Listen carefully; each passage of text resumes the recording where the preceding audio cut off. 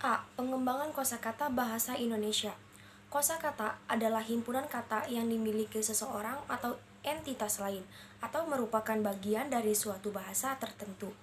Penambahan kosakata seseorang secara umum dianggap merupakan bagian penting, baik dari proses pembelajaran suatu bahasa ataupun pengembangan kemampuan seseorang dalam suatu bahasa yang sudah dikuasai.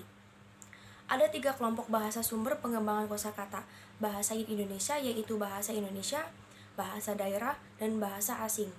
Dalam rangka pengembangan kosakata bahasa Indonesia, perlu dilakukan pengaktifan kembali kosakata yang tidak dimanfaatkan penutur bahasa dalam kehidupan masa kini demi memperkaya pengungkapan berbagai konsep.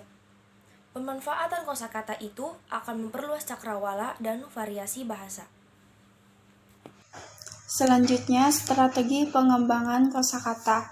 Yang pertama, penggalian. Salah satu strategi pengembangan bahasa Indonesia ialah penggalian kosakata bahasa Indonesia atau Melayu.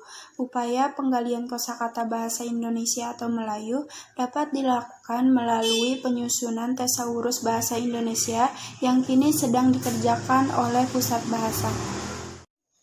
Yang kedua, pemanfaatan kosakata bahasa daerah.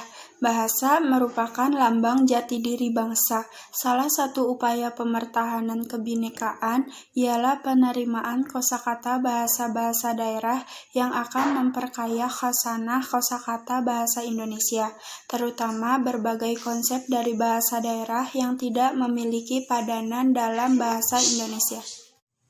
Yang ketiga, penyerapan kosakata bahasa asing. Penyerapan kosakata bahasa asing selama ini dilakukan melalui penerjemahan dan pemadanan ke dalam kosakata bahasa daerah maupun bahasa Indonesia, dan pemungutan ke dalam bahasa asing, baik melalui penyesuaian ejaan dan atau lafal maupun tanpa perubahan.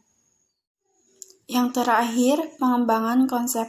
Pengembangan konsep dapat dilakukan melalui pembentukan kata, afiks, dan reduplikasi. Fungsi pengembangan bahasa Indonesia.